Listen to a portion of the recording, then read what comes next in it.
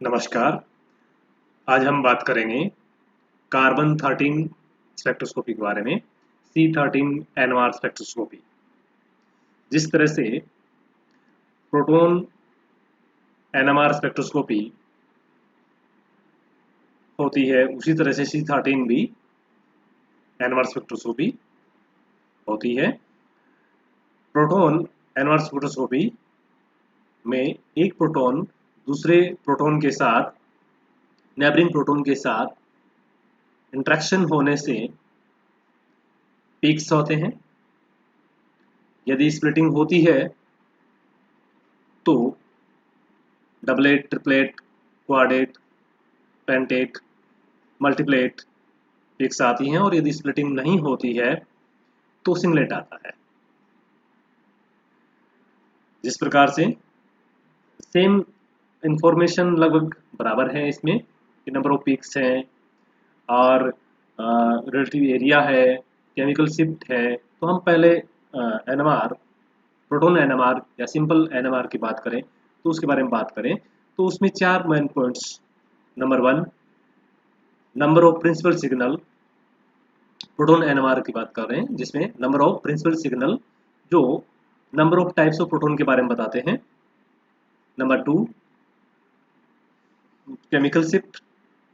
Chemical shift जो है वो प्रोटॉन्स के एनवायरनमेंट के बारे में बताते हैं कि प्रोटॉन अल्कोहलिक है, एल्डिहाइडिक है, एसिडिक है, अल्कोहलिक जो है अपने कार्बोहाइड्रेट है, सिंपल एलिफेटिक है, डबल बॉन्डेड है, एल्कानिक है, एल्काइन है, यानी प्रोटॉन का एनवायरनमेंट कैसा है इसके बारे में बताती है केमिकल शिफ्ट।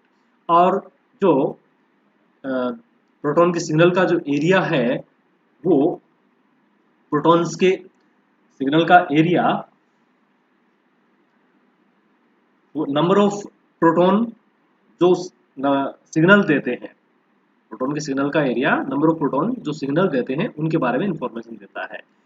और नेक्स्ट पॉइंट जो स्प्लिटिंग पैटर्न है, स्प्लिटिंग पैटर्न जो है वो नेबरिंग प्रोटॉन के बारे में इंफॉर्मेशन देता है कि नेबरिंग प्रोटॉन कितने हैं और उनके साथ में इंटरेक्शन हो रहा है या नहीं हो रहा है। तो इस प्रकार चार पॉइंट्स हम इनमें डिस्कस करते हैं। तो वही पॉइंट्स यहाँ पे भी C13 में भी यूजफुल होते हैं।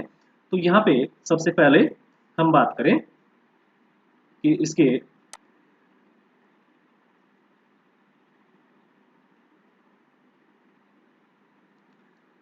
Number 1, chemical shift. तो केमिकल शिफ्ट में इसकी रेंज क्या होती है? C13 NMR में केमिकल शिफ्ट की रेंज डेल्टा 0 से 200 होती है रिलेटिव टू TMS, जबकि प्रोटॉन NMR के अंदर 0 से 15 होती है।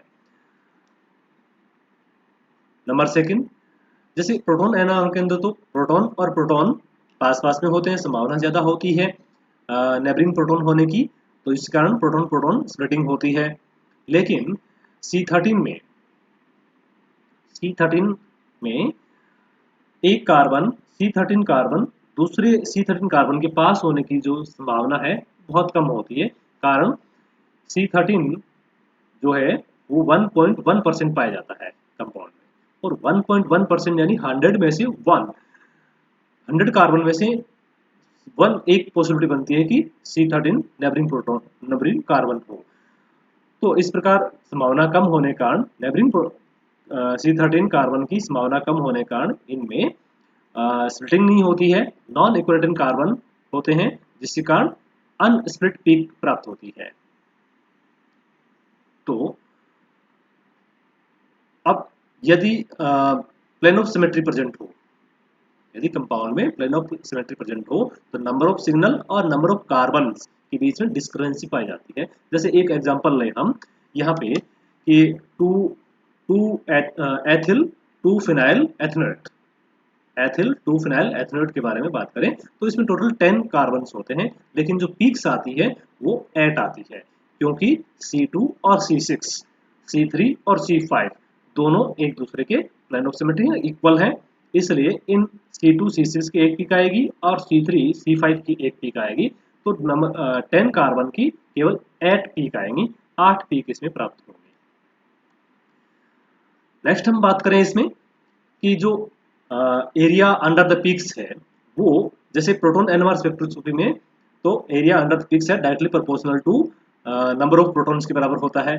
लेकिन यहाँ पे C13 में area under the peaks are not necessary proportional to number of carbons giving rise to the signal, तो इनके बराबर नहीं होता है। तो इसलिए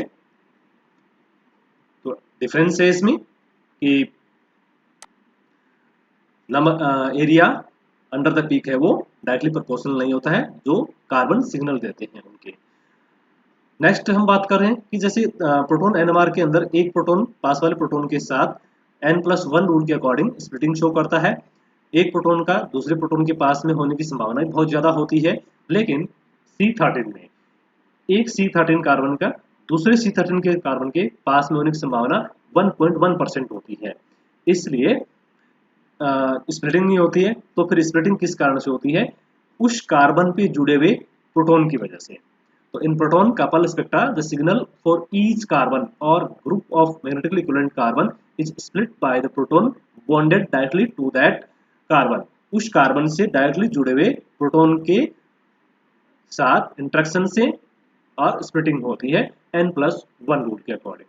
तो इस प्रकार हम एक जनरल ब्रीफ डिस्कशन की बात करें तो C13 के अंदर इनकी जो रेंज होती है वो डेल्टा 0 से 200 तक होती है। नंबर 2, इनमें जो स्प्लिटिंग होती है कार्बन 13 स्प्लिटिंग की बहुत ही कम संभावना होती है, क्योंकि कार्बन 13 है वो बहुत कम मात्रा में पाया जाता है। नंबर 3 की जो एरिया अंडर द पीक्स है वो जरूरी नहीं है कि जो नंबर ऑफ कार्बन C13 का है उनके जो कार्बन सिग्नल दे रहे हैं उनकी संख्या के बराबर डायरेक्टली प्रोपोर्शनल हो। और नंबर 4 के C13 में स्प्लिटिंग जो है उस कार्बन पे जुड़े हुए प्रोटॉन जो डायरेक्टली प्रोटॉन जुड़ा हुआ है उस कार्बन पे उसके साथ इंटरेक्शन से होती है, और ये splitting pattern same n+1 rule को फॉलो करता है। Thank you.